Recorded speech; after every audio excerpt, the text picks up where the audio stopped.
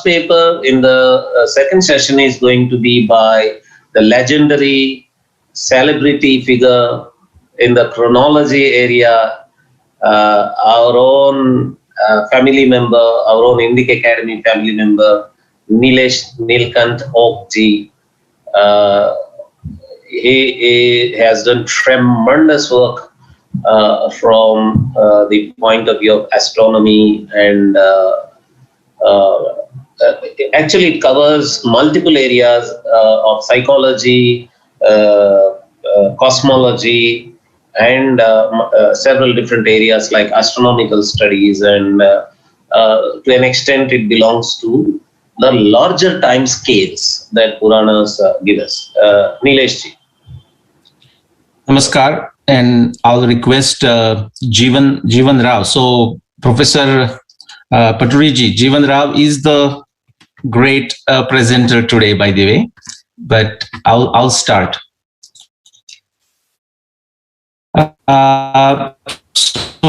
namaskar everyone. Understanding Yuga and Yuganta in Puranas. And Puranas includes the Ityasa. Next slide, please. Next slide, Jeevan. Okay, so while Jeevan does that. Do you want to introduce yourself? And, myself? Okay, so yeah, my name is Nilesh Oak, and no, you are legendary, you are known, but Jeevan Rao ji. Yeah, Jeevan, go ahead. Yeah, namaskar everyone. I am Jeevan Rao, and I am just a amateur scholar, reader who got inspired by the works of Nilesh Oakji and trying to follow his footsteps.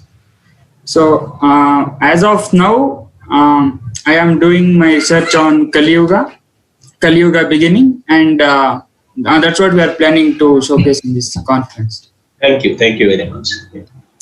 Okay, so a good presentation by Amritanshuji Pandeyji, and it's a perfect timing what we are presenting. So those of you who are listening to this as a part of the conference participants, or the participants from outside not presenting papers, what I'm showing you on the screen, if that does not confuse you, especially when you try to reconcile with what Amritanshu Pandeyji said, then I would say you are not paying attention to what he was saying, and you are not paying attention to what I'm showing you on the screen. Okay, they are extremely different scenarios. As he said, those kind of differing viewpoints are good. We need to do a manthan and decide which one is the best approximation to the truth. And Indic Academy is again a great forum, and I would say what possibly comes out of this, one of the many things, is that when we have such a extremely widely differing views, it would be great if Indic Academy can hold debates in a very Vada Parampara by following the rules of Nyaya, Sankhya, and so on. So quickly, what I'm showing you, this is a summary of my 25 plus years of work. What you see is the time axis. Today is 21st century, going backwards, -5 is 5000 BC, 10,000 BC, and so on. I extracted every single data point from the Mahabharata text, specifically focusing on astronomy, more than 300 plus, put together as a jigsaw puzzle that leads me, or would lead anyone, if somebody studies Mahabharata, to 5561 BC. I did the same thing for Ramayana, Valmiki Ramayana, extracted close to 600 astronomy references. Again, if you put together in a jigsaw puzzle fashion, solving a crossword puzzle fashion, it leads to a very specific year, and know the year, 12,209 BC for Ramayana. And then using a hydrology reference, the internal hydrology reference from the Rigveda, this is approximate period. The Rigveda goes somewhere from 6 millennium BC, which is contemporary with Mahabharata, the last portion, but going back to beyond 22,000 BC, corroborated by thousands of empirical, objectively testable evidence from multiple different disciplines of hard sciences. That's not the main issue today. The context is with the Yuga. Now go next, and next 3. So now what we see is this. in Mahabharata, multiple times it is the intercession of the Dwapara and Kali. Ramayana itself will say that it is a Treta Yuga. That's all good. But when people like my astronomy work, people like my hydrology work, people are impressed with all the other evidence coming from different multiple disciplines of science. But they say, what about the Yuga? And what is that problem next? And I call this a Yuga dogma, because if we ask an average Indian, randomly selected average Indian, and ask him how long is the Kali Yuga, you will hear the answer 432,000 years. Dwapar is twice that, Treta is 3 times that, and 4 times that. Now, is there such a Yuga like that in our Purana systems or Mahabharata? Yes, there is. But that's where the problem comes. Go to the next one. Because many of us think, almost all, that there is only one kind of Yuga, and that is this 432,000. Actually, if somebody reads this carefully, you realize that is not the case.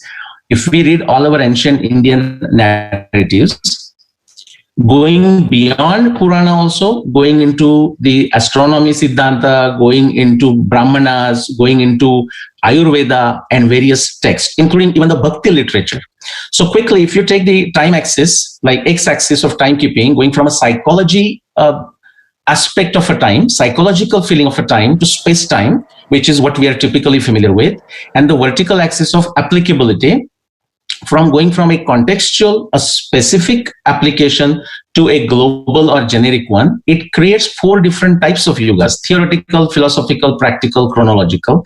I have given 5 set series on this, so I'm not going to go into the detail. I want to quickly give you one example each from each of the 4 categories.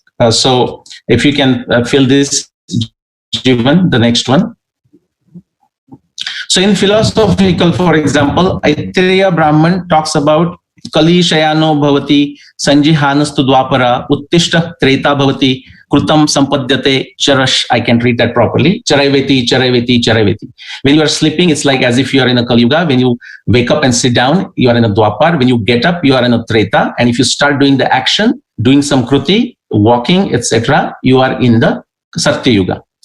This is a different type of philosophical framework. It's like has to do with the Sattva, Rajatama, your action, slowness, your activity versus not doing activity, has nothing to do with the time in the sense of the chronological time we are used to.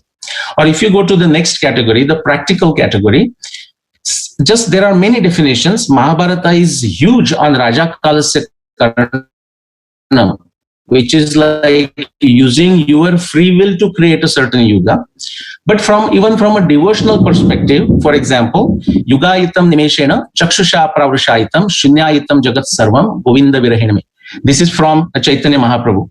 For example, he says even a separation from Krishna, his Aradhya Devat, even for a second, feels like a yuga. Now, again, this is not the chronological type of yuga we are talking. This is a psychological type of yuga. Let's go to the next one, theoretical. And there are many. Dashavatar can be a good metaphor for understanding that theoretical framework of a biological evolution.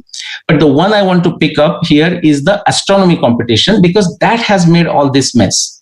What has happened is, if you read Surya Siddhanta, Aryabhatiya, or other Laghu Bhaskari and whatnot, this yuga of a 432,000 Kali or 4.32 million years of Mahayuga, this is a mathematical formulation to represent and estimate and define and communicate precise and accurate orbital periods of the planets. It is meant for that purpose. But what has happened, I don't know where it happened, when it happened, who did it. But essentially, we are taking that theoretical definition of 4.32 million years or 432,000 years and applying it to understand our chronological itihas or chronological history. If you can fill the next one. For example, say Panchanga purposes. We can find out Panchangas begin with 3102 BC. Not a surprise. At least we can estimate. There is no number written. We can estimate that the epoch for many of the Panchanga is 3102. And if you look at the Mahabharata epoch, that has been confused with the Kali Yuga.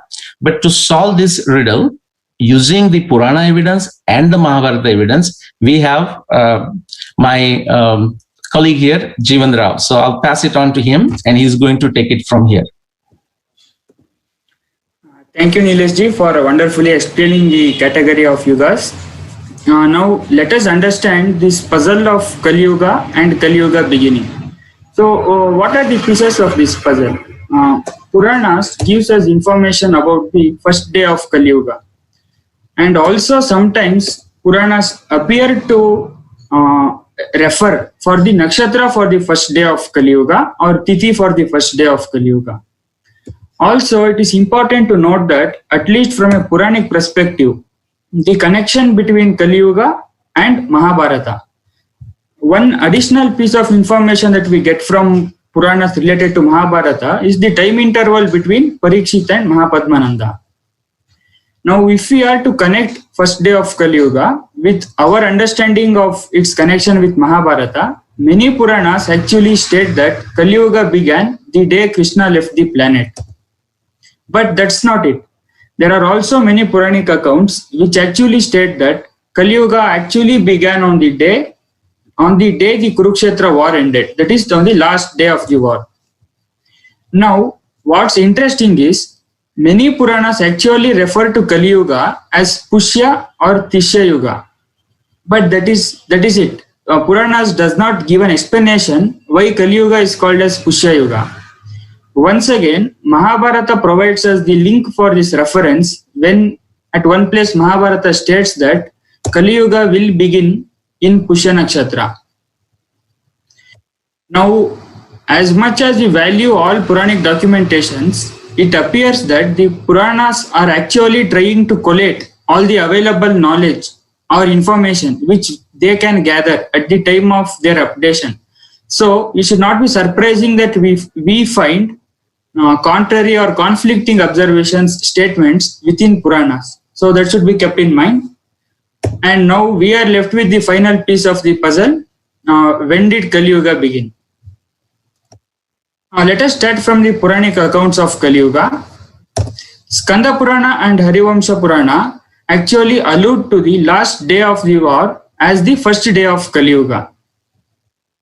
And the definition of Kali Yuga beginning with passing away of Krishna, that definition is that reference is present everywhere, be it Bhagavat Puran, Vishnu Puran, Brahmanda Puran, Devi Bhagavat, till Skanda Puran. Almost in every Purana, this definition of Kali Yuga beginning is a given. Then, as I mentioned, Kali Yuga is also referred as Pushya Yuga in multiple Puranas. Now comes the last piece of information that we get from Puranas, that is the time interval between Parikshit and Mahapadmananda. In fact, that is also not constant. It varies from just 1050 years to 3310 years. And we get this reference from various Puranas, from Vishnu Purana till Skanda Purana. Now, as I cautioned earlier, it's not surprising that we get internally conflicting evidences from Puranas. Like Skanda Purana has documented that Krishna and Balarama were born after the advent of Kali Yuga. Also, Skanda Purana has also documented that Kali Yuga will begin on the Krishna Paksha 13th day of Bhadrapada month. So, what we can observe from this is Puranic authors or Puranas are basically trying to collate all the available information that they can lay their hands on at the time of their creation or updation. Now we saw that almost all Puranic accounts on Kali Yuga are in one way or the other related to personalities or events of Mahabharata. So it is really, I find it necessary to see what the Mahabharata has to say about Kali Yuga. So we decided to extract every single reference of Yuga, Kali Yuga we can find from the Mahabharata text, and it amounted to more than 90. In fact, the narration of Mahabharata actually starts from the statement of Sauti Muni when he says that at the interface of Dwapara and Kali, the two armies met at Kurukshetra. And then comes Yuganta Yugakshaya references, which stretch from Adi Parva till Ashramavasik Parva. And as the name suggests, Yuganta or Yugakshaya means end of a Yuga or wane of a Yuga.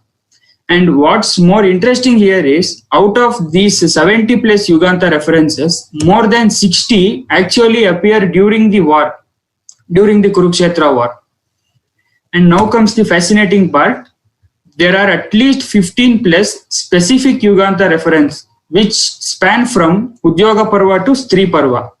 Now, what I mean by specific Yuganta reference, that is, before the war, Mahabharata texts speak of Yuganta as an impending phenomena, like it's going to happen in the future. Whereas during the war, Mahabharata speak of Yuganta as an ongoing event. And after the war, Mahabharata or the characters of Mahabharata see Yuganta as a bygone event. So thanks to Yuganta Yugakshaya references, our search for the beginning of Kali Yuga is actually narrowed down to the 18 days of the Kurukshetra war. And Mahabharata text also provides us with 15 plus specific Yuga statements, which actually will lead us to 18th day of the war as the first day of Kali Yuga. Now, thanks to the Mahabharata evidence, we have finally found the last piece of this puzzle, which is Kali Yuga began on the last day of Mahabharata war and on Pusha Nakshatra.